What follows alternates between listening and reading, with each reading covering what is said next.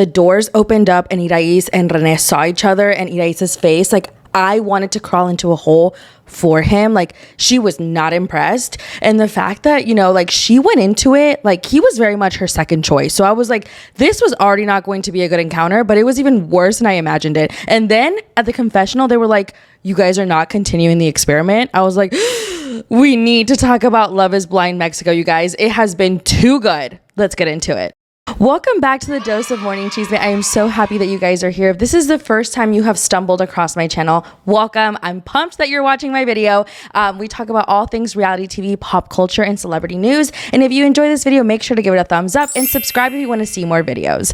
Okay, you guys, we need to talk about Love is Blind Mexico. I have been obsessed. So I just started watching it a little bit late. I'm not gonna lie. I just watched the first 4 episodes and I want to recap with you guys because the tea is teeing. Okay, so on August 1st, they released a new installment of Love is Blind Mexico edition, which is exciting. They're, you know, expanding to different countries. Now they have one in the UK, I believe, that just started airing a few days ago. And I will definitely be watching that one as well because I have heard that the tea is good there as well.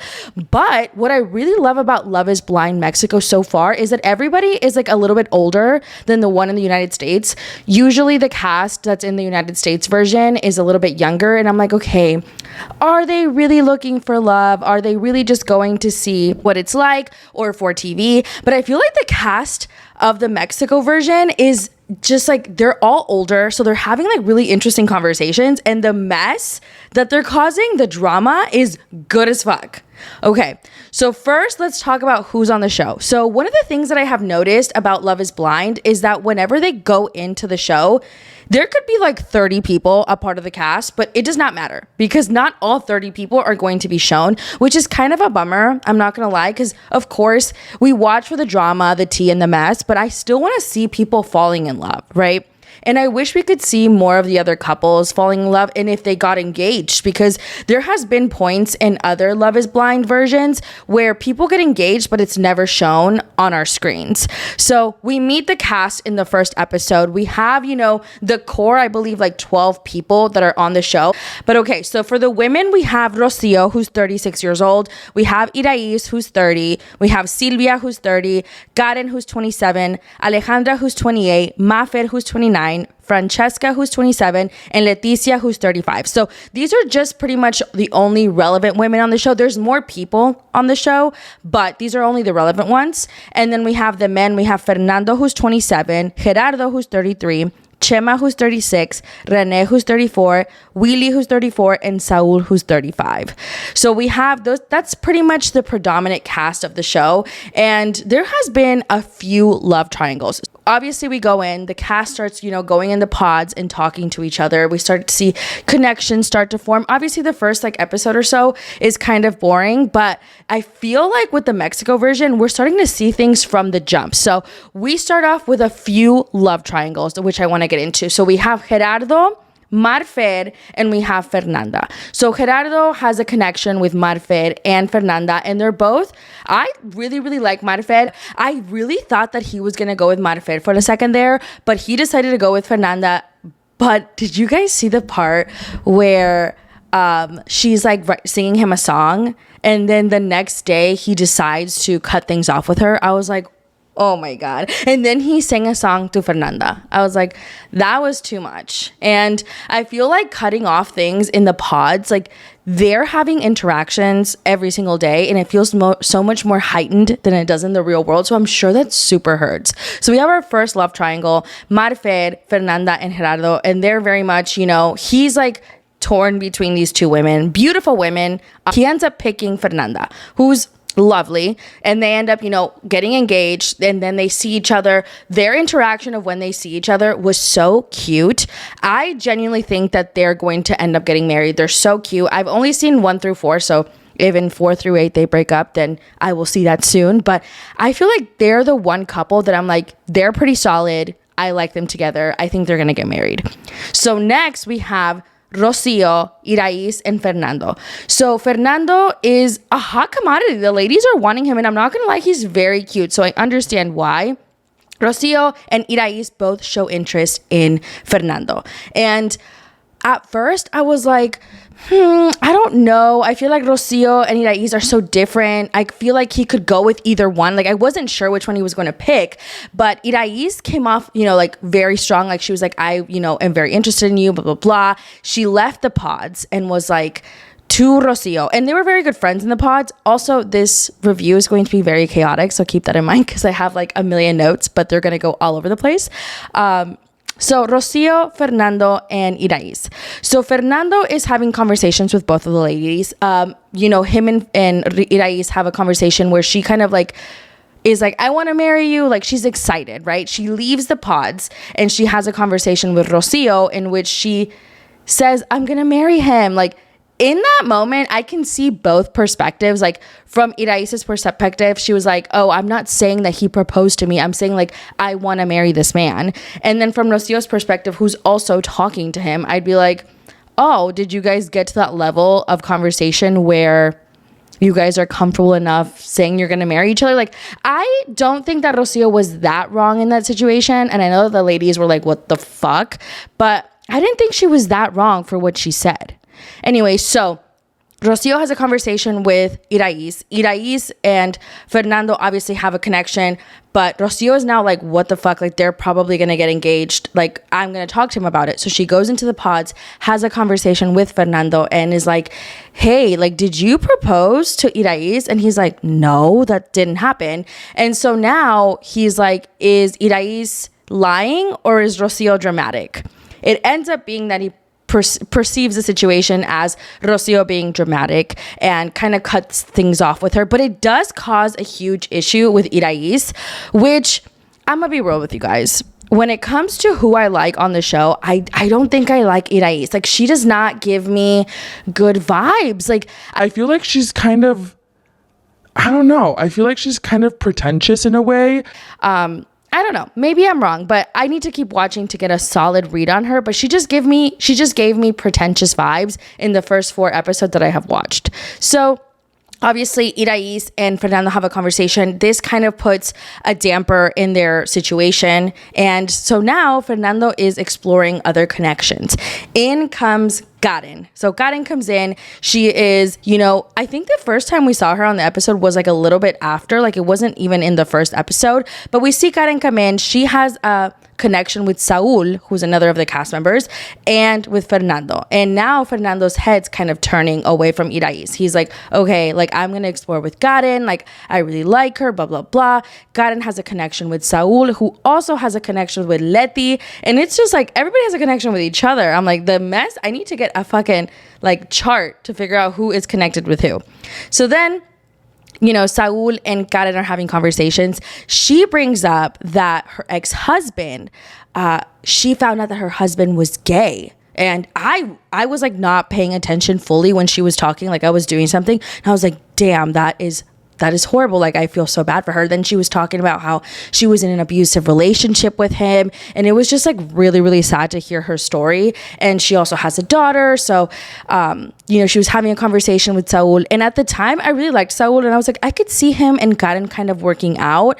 But at the same time, I saw that Fernando and Karen were having such a strong connection. So I could also see them working out. It ends up that Karen and Saul have a conversation. And she's like, I'm into, like, I'm sexually explorative, if that's a word. Like, she wants to have threesomes and stuff. And he was like, that's just not really something I want in a wife. So they end up cutting the connection. And it was kind of a rough moment because I think until that moment, Saul was Karen's number one. And I was like, oh shit, like, she was like really pretty much looking for him, and Fernando was like kind of her number two. And she had a conversation with Irais that Saul was her number one, or that Fernando was kind of like more friend vibes. So Irais was like, So then Irais obviously has a conversation with Fernando. It ends up being that Fernando is going to go with Karen. With Karen. I don't know why I said Karen like that. With Karen, they end up getting engaged and they end up seeing each other. And I'm like, their reveal was so cute. Honestly, all the reveals were really cute except for one, but we're going to get there. So their reveal is super cute. They're very compatible. I feel like they're also going to last. But I do foresee there being some drama with Irais because she is going to be she was in the preview for 5 through 8. So I'm like, damn. What's gonna happen there? So then we have, okay, so we've gone through Saul, Irais, Karen, we have Gerardo, Marfer, Fernanda, and then we have Leti and Saul are having conversations. I feel like Leti is such a wonderful human. I loved her. Like, out of everybody, I think in the cast, she is my favorite. And her and Saul were having conversations. He proposes to her during a game of chess. Was it chess or checkers? During a game of chess. And I just felt like they were really compatible until, okay? I liked them together until... So they're going through to the reveal. She's standing there. He's standing there. They open the doors. They see each other. They go to each other. And he's like getting a little too, like, it was too much. He was doing the most. Like, she had already told him that she was kind of conservative in that way. And the way that he was just like on top of her making out and then like trying to like take off her dress, I was like, you need to relax. Like, I feel like that's a lot, especially for her to say that she was more on the conservative side. And also, like, you're on camera. Like, I'm sure she wouldn't want that to be seen. And when she started crying right after the reveal, I was like, damn, they're not going to go anywhere. Like, I could tell in that moment that she was like, this is not for me. And there's nothing wrong with him being expressive that he's into her, but I feel like there's like a time and place. Like, it is a very overwhelming experience, I'm sure. I've never been through it, so I can't say, but like, it has to be overwhelming to see someone for the very first time that you just fell in love with through their voice. So she's there, obviously, you know, like, what the fuck, like, in general, like, that's a what the fuck kind of moment.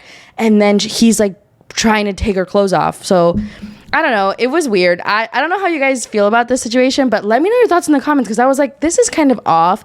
Some people were saying on TikTok, because I was, you know, looking at the videos that people were posting about this episode, and people were saying, well, like, it is Love is Blind. It moves fast, but I feel like the first instinct that you've met someone, to make them feel comfortable, maybe not trying to take their clothes off immediately.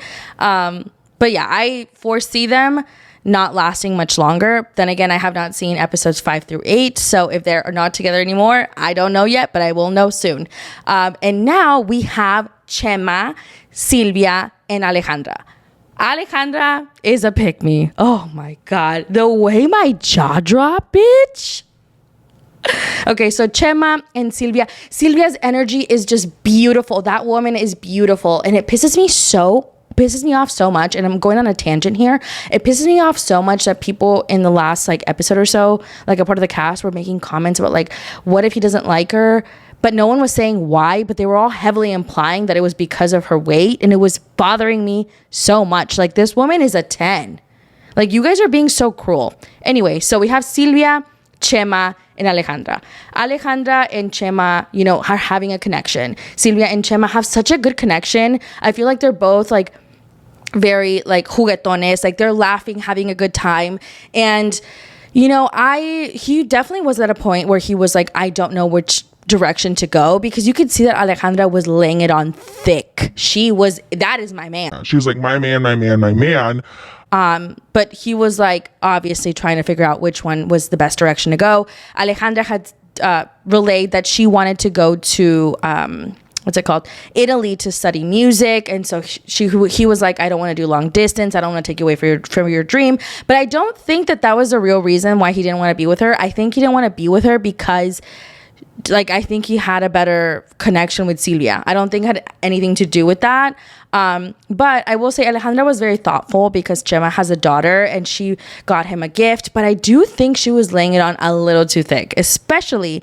So Chema tells Alejandra, we are no more. Okay. We are no longer continuing. I'm going to pursue Silvia. And he's like, I really hope that we can be friends after this. And she's like, we're not going to be friends. You're going to end up coming back to me. Girl.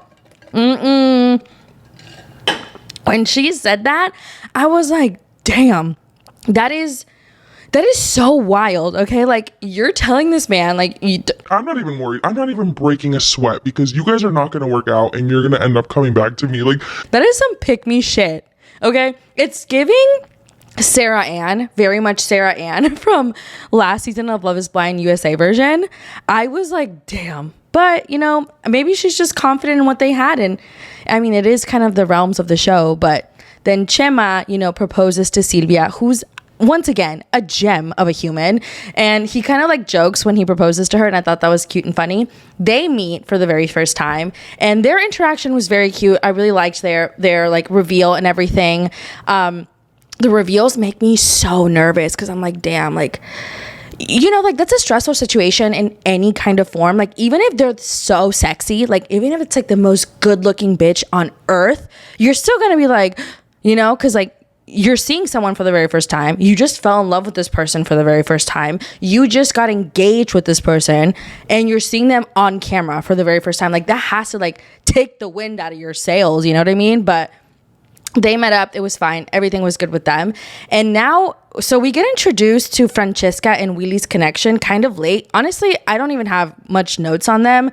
They were, if I'm being fair, kind of boring. Like they were just not introduced to us early enough, I feel like, in the episodes for us to have like an emotional attachment to their emotional attachment. But they were like good and fine. They got along. They liked each other. They got engaged and they had a reveal. It was very cute. Like they were no notes, you know what I mean? And then we have Irais and René. So Irais, obviously, her first choice was Fernando. And that's fair because that man was good looking. And I understand why she liked him. He had like, I feel like he had a really good head on his shoulders. And, you know, when she realized that Fernando was not going to pick her, she was like, I'm going to try to go back to René, who's a doctor, and she had mentioned that she had always wanted to marry a doctor, but the issue is that she was scared that he was too much of a party boy for her, and so she was very apprehensive to be with someone who loves to party, and René to her gave off like bad boy vibes, whatever. So then you know, he proposes to her. She said something right before he proposed that I was like, why are you saying that? She was like, oh, fuck, I can't remember, but it was like, yeah, like get the screen out of the way, like let's get engaged. But like I wasn't buying what she was putting down, you know what I mean? Like I feel like she was only saying it because like she wanted to get engaged, but she was never feeling René, and I feel like that's kind of unfair to him because like he was there for the experience and she was like very much exploring her second choice. But at the same time, I'm like, okay, should you explore it? Because like you never know. But anyways, they get engaged. Their reveal happens, and I just, oh, bitch. So, you know, they're standing there, and then, I don't know if it's like a curtain. Oh, no, it's doors. The doors open, and she's like, and I'm like, oh, my face. I was like, no. I hate when they're like upset that their person isn't as sexy as they thought or isn't what they thought it was going to be. Because like love is blind, bitch. Like you're falling in love with someone's voice. The whole point is that you don't see beauty. And she's over here like, he looks nothing like I thought. He has a piercing. And she was like, he's definitely a bad boy. And like, I don't know. Did y'all get the vibe? And of course, you know, correct me if I'm wrong, but like, did y'all get the vibe that she was like, oh, he's beneath me, kind of like he's a partier, he does, you know, whatever, and like I don't. So like I don't know, maybe I'm just like a hater because that could be it as well, but I just did not like the pretentious attitude that she held throughout the episodes that we were seeing her in, and maybe she will redeem herself to me in the next few episodes. Not that my opinion fucking matters, because I'm sure she's lovely, but the way she is edited on the show makes her look like the villain, and I don't know, I'm just not vibing with what she's selling to us. So their reveal happens, and then they sit down in the confessional, and the producer says they're not going to continue with the connection because there isn't one. And I've never seen them do that before. Usually they let them write it out and like see how far it goes. But like never have I seen them like not send a couple that gets engaged somewhere. Like even when Taylor, I feel like it was like Taylor and her man, like they still went to Mexico and everything. So I thought that was like kind of weird. But I mean, at the same time, she was in the preview for the next episode. So I'm assuming that they're either rekindling or Fernando breaks up with Karen or something along those lines, because like we are going to see her again. So the mess was very messy. You know, the couples are now headed to Tulum to explore their connection, meet the other cast members, and so on. And I feel like this part of the Love is Blind like show is kind of like weird, because I'm like, damn, you're seeing everybody else that you could have had a connection with, and there's like drinks flowing and you're on camera, like, you know what I mean? You can't really hide your reaction. And so everybody's there, everyone's getting along. Turns out that Francesca had known Chema from like a while back. She has a conversation with Silvia talking about, you know, his ex-partner and how if it was up to Chema, like he didn't give up on the relationship, blah, blah, blah. And, you know, we're seeing the struggles between Saul and Leti, who is, you know, taking things slower than maybe Saul would like. And you could see that they're not on the same path when it comes to that kind of stuff. And I completely respect her. Like, I'm like, yeah, of course, don't do anything that you don't want to do. And that's totally fine. And also, you're on camera. Okay? Like, you're on camera. It might be a little more difficult to connect with someone when there's a camera shoved in your face. So I completely get it. But everyone, you know, is getting, you know, time to get to know their partners and so on. Gerardo and Fernanda, I feel like they're perfect for each other. They're cute, except when they're talking about Silvia. Like, I feel like everyone kind of made their own little comment about Silvia and like Chema not working out. Like, how do y'all know?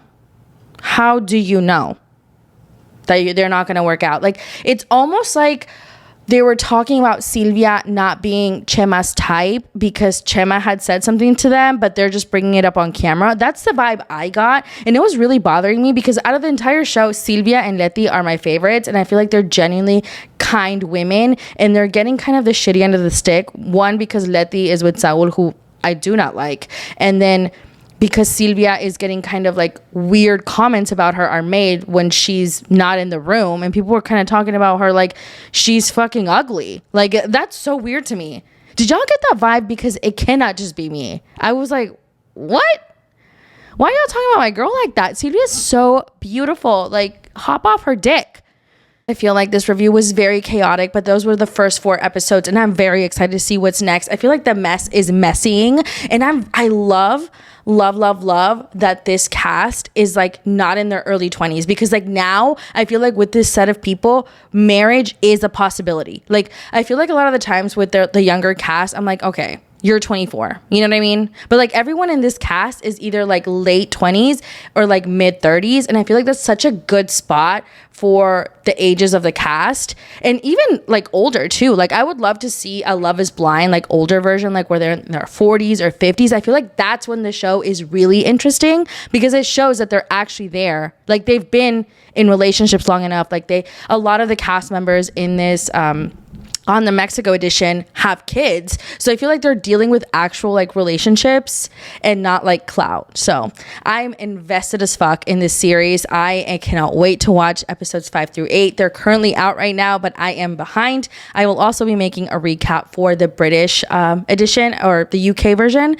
And I am super excited. So again, I'm sorry that this was chaotic. I have like 10,000 notes. Like, literally my iPad is sitting here next to me with all of my notes from the episodes, and I just went on a tangent because I literally was just so invested in these last 4 episodes. And here are my predictions as of today, though, as of the first 4 episodes. Silvia and Chema, they're not gonna make it. I think that the comments are just like a foreshadowing of what's gonna happen. Willy and Francesca, I think they're gonna get married. Gerardo and Fernanda, I think they're gonna get married. Karen and Fernando, I think that they're a toss-up, but I think they're gonna get married. And then lastly, we have Saul and Leti. They're not gonna make it. I think she is going to dip episode 6 style. You know what I mean? And you know what? She can do better. And I understand that maybe some people will have opposing opinions of what I'm saying, but like, let me know your thoughts in the comments. Like, always welcome, because I am a reality TV connoisseur. I love reality TV. So the more conversations we're having, the more we can talk about the mess, the tea, and the drama, because it has been being served on a silver platter by the Mexico edition of Love is Blind. I am living for it. And I also love that, have they always done this? Like, they release like 4 episodes. Maybe I just started watching late that they released like all these episodes, but I'm so excited to see the next batch of episodes. If you enjoyed this video, make sure to subscribe, because I would love for you to come back and stay tuned for the rest of the series, because I will be giving you my thoughts, my chaotic thoughts with Kathy. And make sure to give it a thumbs up and let me know your thoughts in the comments. I hope you guys have a wonderful night. Bye. See you next time.